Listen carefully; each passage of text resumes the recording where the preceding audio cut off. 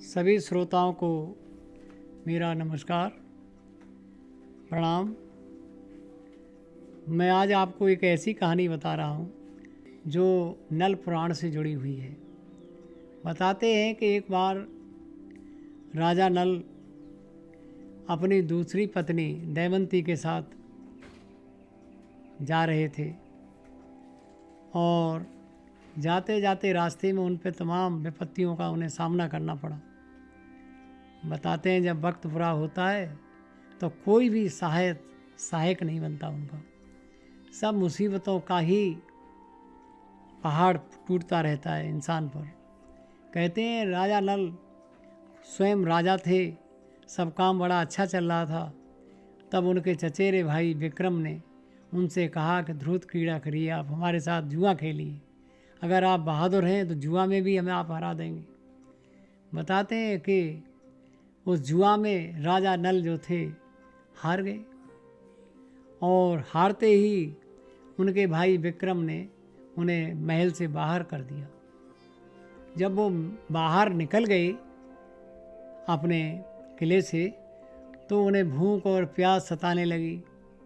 ऐसा भी बताया है कि उनकी पहली पत्नी का नाम ये कहा था उसने कि अगर कभी तुम पे संकट पड़े तो मुझे याद कर लेना, मैं तुम्हारी सहायता के लिए आ जाऊंगी। लेकिन यह तुम दूसरी शादी करोगे दमयंती के साथ तो मैं तुम्हारे साथ जिंदा नहीं रहूंगी, मैं तुम्हें छोड़ करके चली जाऊं। बताते हैं कि राजा नल स्मरण नहीं कर रहा था अपनी पहली पत्नी का, क्योंकि दमयंती को पता चल जाता कि ये एक बार शादी कर चुके हैं और उसे छोड़ चुके हैं। तो आगे बढ़ते गए, जंगल में काफ़ी समय हो गया। राजा एक सरोवर देख करके वहाँ स्नान करने लगे। उसमें मछलियों को मारा और मछलियों को भून करके रख लिया। कुछ चिड़ियाँ मारी उन्होंने शिकार करके, उन्हें भून करके रख लिया। राजा नल ने कहा हम दोनों नहा करके फिर भोजन करेंगे। बताते वो मछली जो थी जिंदा होकर के उस नदी में चली गई और वो पक्षी जो थे, जो चिड़िया मारी थी, वो जिंदा होकर के उड़ने लगी आकाश में। राजा नल जो था भूख से व्याकुल हो गए। कई दिन चलते रहे, आगे चलते रहे, भूखे प्यासे रह करके। राजा नल ने ये सोचा कि देखो मेरी तो कोई बात नहीं है, क्योंकि मैंने तो जुआ खेला है, दंड मुझे मिलना चाहिए। लेकिन मेरी बेकसूर रानी को, दमयंती को इतना दंड क्यों मिल रहा है? इतने बड़े घर की राजा की लड़की है ये, और ये भी मेरे साथ दुखी हो रही है। क्यों न मैं इसको छोड़ करके अकेला चला जाऊं, तो ये अपने पिता के राज्य में चली जाएगी, अपने घर पहुंच जाएगी और वहाँ बड़े सुख और चैन से रह सकेगी।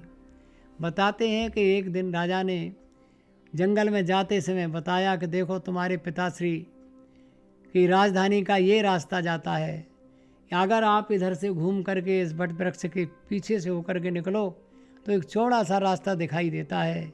रानी ये तुम्हारे पिताश्री के घर तक जाता है। रानी ने कहा अरे पतिदेव, ऐसी बातें हमसे क्यों कर रहे हो?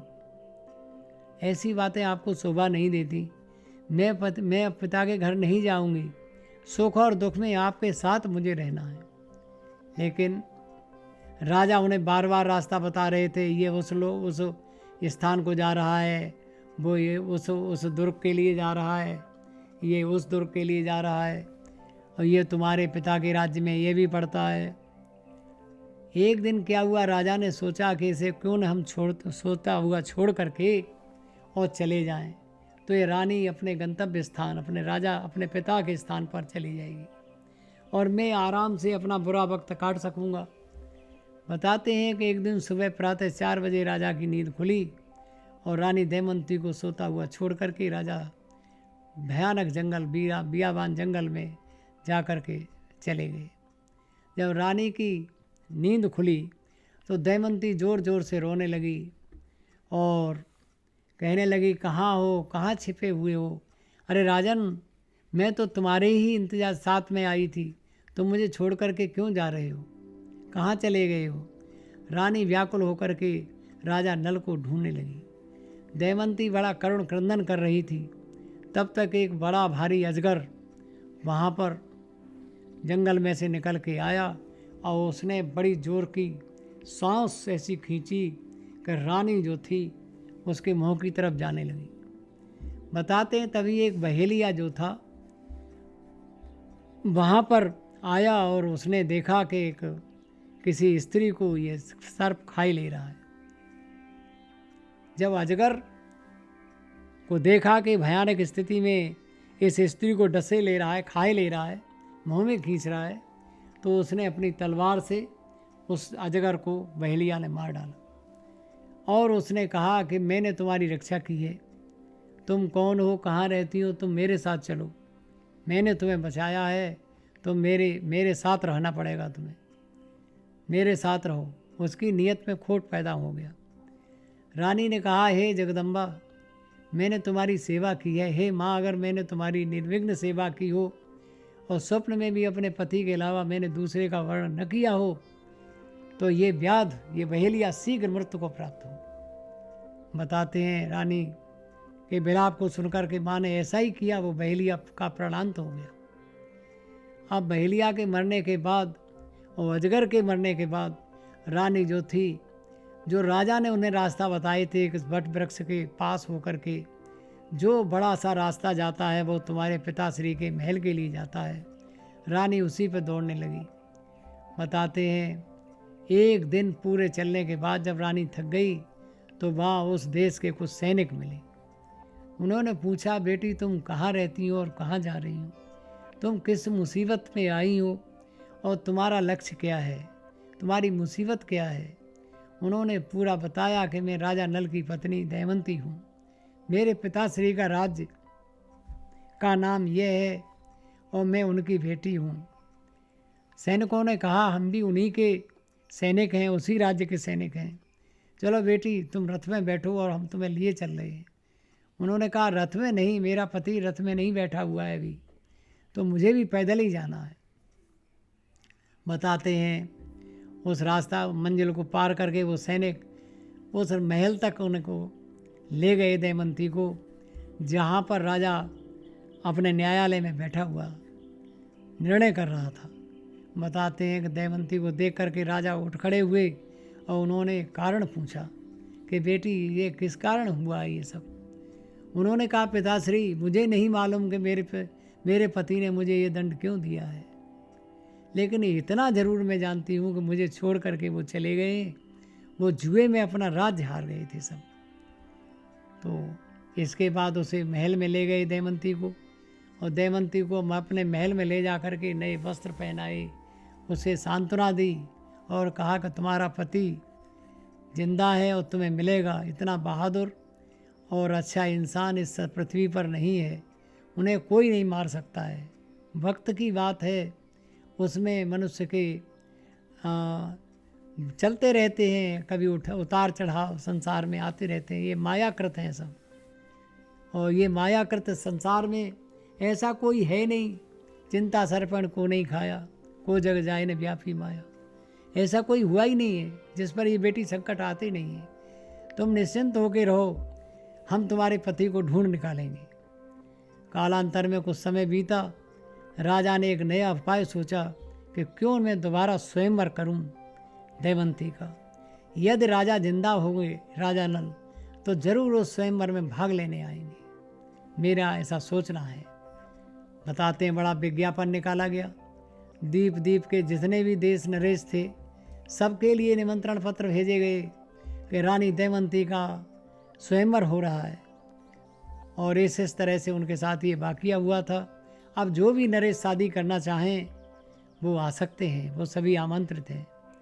बताते हैं कि इससे पहले राजा नल भटकता हुआ एक राजा के यहाँ पहुँचा, और राजा के यहाँ जब पहुँचे तो राजा ने पूछा, उस देश के राजा ने कहा, अरे तुम कौन हो? तो उन्होंने कहा, मैं रथ चला लेता हूँ अच्छा सा, और मैं राजा नल का मैं सेवक था। तो उन्होंने कहा, तो हमारा चला लोगे ये जहाँ? आज दमयंती नाम की रानी का एक दोबारा स्वयंवर हो रहा है, मुझे उसमें जाना है, तो मुझे ले चलोगे? राजा नल ने कहा हाँ अवश्य राजन, मैं ले चलूँगा आपको, आप अपना मुझे रथ तो दिखाइए। राजा नल ने अपना वो रथ दिखाया। रख देते ही उन्होंने कहा कि राजन बैठिए जल्दी से, मैं चलता हूँ अभी। बताते हैं जैसे ही विमान पर बैठे, राजा नल चला रहे थे तो उसमें दुपट्टा कोई जो था गिर गया राजा का। राजा का जब दुपट्टा गिरा तो राजा ने कहा अरे रथ रोको। उन्होंने कहा, राजा नल ने कहा अभी तो कोसों दूर हो गया, बहुत तेज़ी से विमान चल रहा है, अब इसकी आशा छोड़ दो, आगे देखो। तो उन्होंने कहा कि ये बताओ ये आगे किसका वृक्ष खड़ा हुआ है। उन्होंने कहा ये महुआ का वृक्ष खड़ा हुआ है, तो इसमें कितने पत्ते और ये होंगे। उन्होंने राजा ने एक गणित बताया कि इतने शाखाएं हैं, इतने पत्तियां हैं, इसमें इतने फल हैं, और ये इस भूमि पर खड़ा हुआ है, इस देश का राज्य है यहाँ पर। राजा ने कहा विमान उतारो। उन्होंने अपनी योग क्रिया से उस वृक्ष को काटा और गिनवाया तो बताते हैं ठीक उतना ही हुआ जितना राजा नल ने बताया था। राजा नल अपने भेष बदल करके वहाँ सेवा कर रहे थे। जब वहाँ पहुँच गए तो दमयंती के राज जो पिता थे उस राज्य में जैसे ही विमान पहुँचा तो दमयंती ने कहा कि मुझे माँ ऐसा आभासित हो रहा है कि मेरे पति आ चुके हैं। उन्होंने कहा तुम्हें कैसे मालूम पड़ा? कि इस प्रकार का विमान कोई जला ही नहीं सकता है, ये विद्या केवल राजा नल में है। कि अच्छा, कि हाँ वो अन्य व्यक्तियों से अलग हैं और बड़े दृढ़ चरित्र वाले हैं, बड़े दृढ़ संयम वाले हैं, परम वीर हैं। तो उन्होंने कहा अच्छा है। बताते हैं राजा ने अस्तंबल में जाकर के वो विमान कहीं खड़ा कर दिया। राजा नल जो थे छिपे हुए बैठे थे वहाँ पर। जब सब राजा इकट्ठे हो गए और स्वयंवर की तैयारी हो गई तब राजा नल उधर जाने लगे। तो राजा नल सर्प कोटक के काटने से काला रंग पड़ गया था और उन्हें पहचानना बड़ा मुश्किल था। स्वर्ण जैसे रंग का राजा अब अपना रंग खो करके काले रंग में आ गए थे। तो राजा नल को पहचानना इतना सरल नहीं था।